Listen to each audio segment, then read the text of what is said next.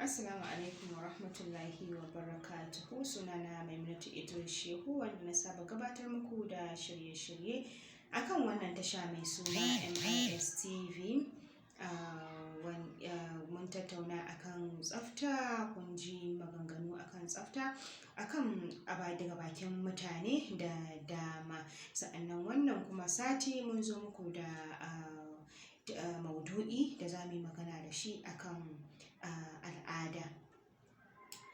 To, shi wannan dai al'ada menene shi? Damuwa ce ta mata. Menene wannan al'ada?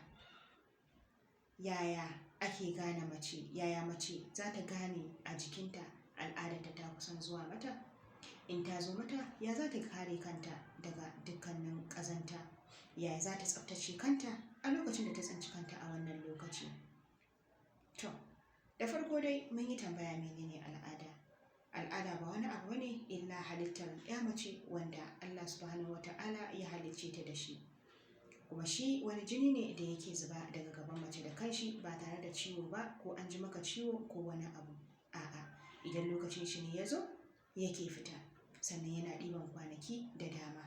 Iya dai limit ɗin kwanakinsa kwana 15 ne kamar yadda addinin musulunci ya koyar da mu. Yawwa. To sa'an nan kuma wasu irin alamu ne ya kamata a ce mace tana ji a lokacin ta riga ta san al'adarta ya gabace ta. Alamun da take ji shine wata za ta ji ciwon kai, wata za ta ji zazzaɓi, wata za ta ji tashin zuciya, wata ma har amai tana yi. Sa'annan kuma nononta zai ciccika ya yi girma. Wani lokacin ma in an taɓa shi za ta ji zafi. Ita kanta in ta taɓa jikinta za ta ji zafin wannan abu. Sa'annan kuma za ta dinga jin wasu irin abubuwa, ciwon ciki ne, ciwon mara ne, ciwon baya. Wani lokacin ma za ka ji har ƙafafuwanka na maka ciwo. To duk irin waɗannan alamun sani kafin zuwan shi. Sa'annan kuma akwai gudawa. Wani lokacin a lokacin da mace take gudawa nan take tsananin gudawan nan, to a wannan lokacin za ta ga al'adar ta zo mata. Waɗannan su ne 'yan alamun da wasu mata suke ji game da wannan, domin akwai ciwon kai, akwai wasu abubuwa da dama. Sa'annan kuma in za mu tattauna mu ji akan yaya ne ya kamata a ce mace ta tsaftace kanta a lokacin al'ada. Shi ne ya kamata a ce mace ta dinga tsaftace kanta a lokacin al'ada. Ba ta da lokacin ma da ya kamata a ce ta zamanto mai tsafta kamar wannan lokacin, domin shi yana buƙatar koda yaushe ka dinga gyara jikinka, ka dinga canja tsumman da kake amfani da shi. In kuma auduga ne, ka dinga canja ta ita ma a kan lokaci. Ba sai ka bar auduganka ya daɗe ya yi danshi a jikinka har ya yi kore tukunna kafin nan ka riƙa amfani da shi ba. Kafin nan ka canja.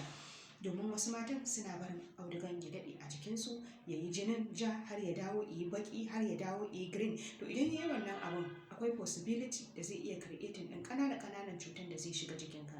To idan wannan ƙananan cutan ya shiga jikinki, to shi kenan kina da daman ko kuma kin ba wa cuta daman da za ta shiga jikinki.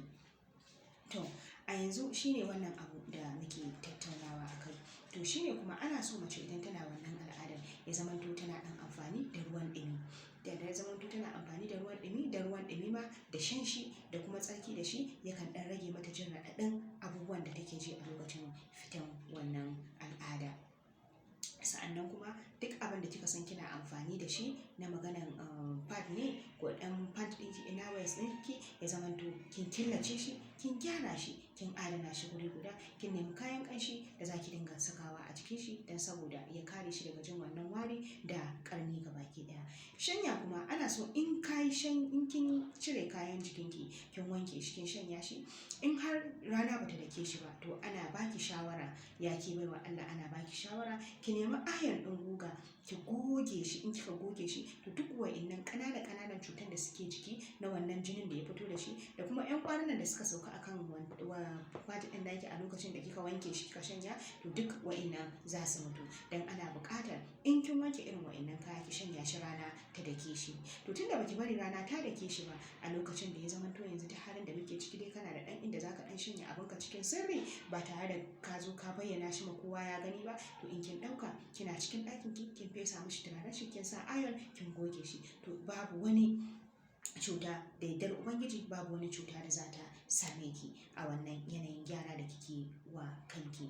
Sannan kuma ana buƙatar in kina don yawan yin ana buƙatar ki dinga yawan yin amfani da ruwan ɗumi, in ma zai zamanto za ki sa wani abu a cikin ruwan ɗumin to ya zamanto dai ɗan gishiri kika sa a ciki, domin gishiri yana taimakawa gurin cire cututtuka shi ma a jikin mace.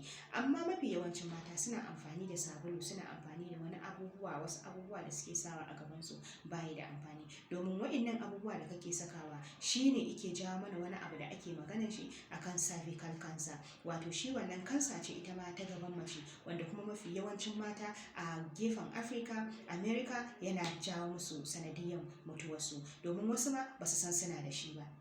To sai a je a yi ta ciwo a rasa kwata-kwata abin da yake damun ka. To ba wani abu bane illa wanke gaba da sabulu da kuma wasu abubuwan da mata suke cuccusawa a gabansu. Duk wa'innan abubuwan shi yake jawo musu wa'innan cutan da yake kama su, wato ake kiranta cervical cancer. So wannan cervical cancer ina jin insha Allah a cikin shirinmu na gaba akan shi za mu tattauna, na saboda mata su gane menene shi kuma su san cewa ga yadda za su yi su kare kawunansu daga kamuwa da wannan cutar.